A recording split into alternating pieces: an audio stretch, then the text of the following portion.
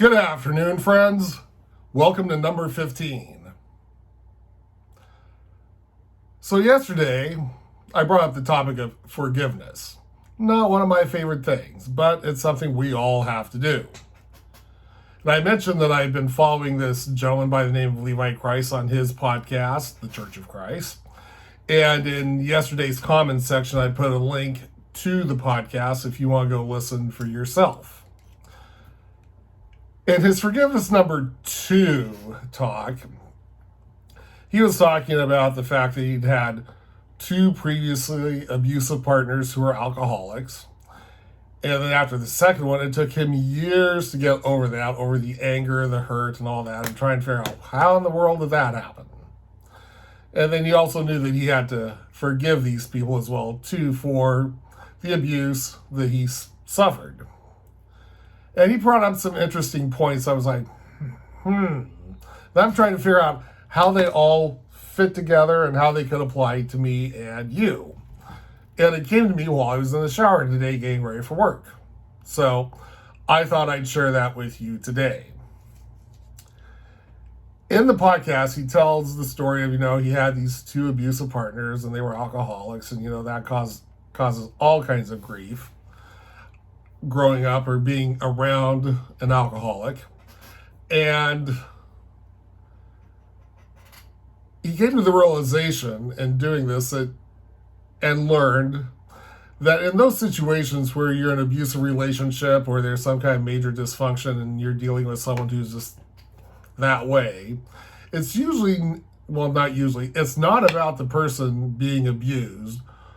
It's about the abuser. It's all their stuff. It's not your stuff. And it goes to, you just, with whatever it is you've got going on in your mind, you created the opportunity for that person to come into your life. And I was thinking about the Don Miguel Ruiz book, The 4 Agreements. One of the agreements is don't take anything personally.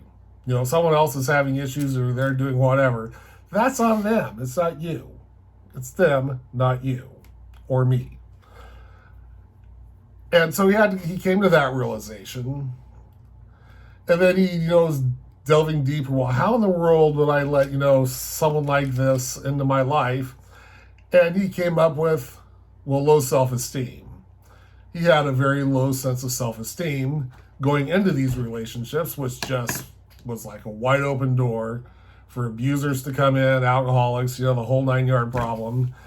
And when he stopped, after a few years after the last relationship ended, he was thinking, perhaps there was some on me that having such low self-esteem allowed these people to come in and take advantage of that stuff. And so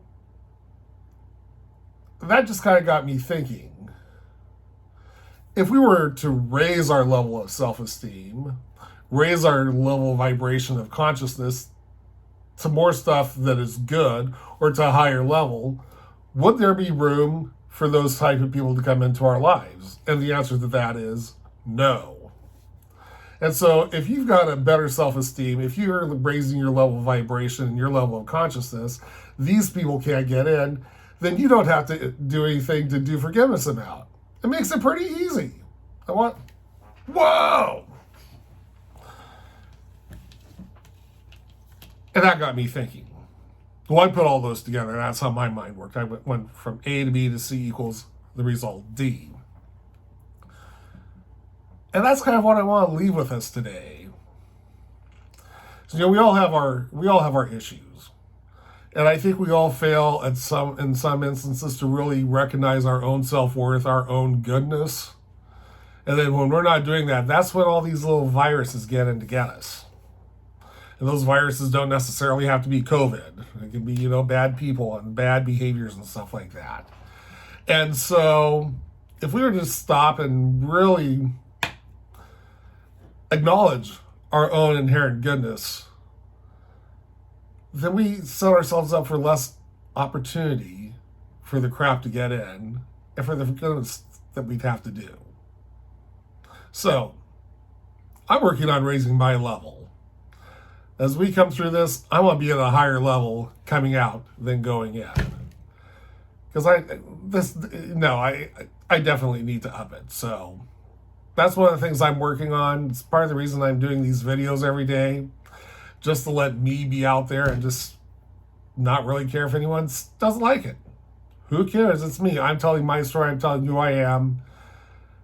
And I'm practicing some self-acceptance on my own here. So that's it for today. Have a good one. Peace, friends.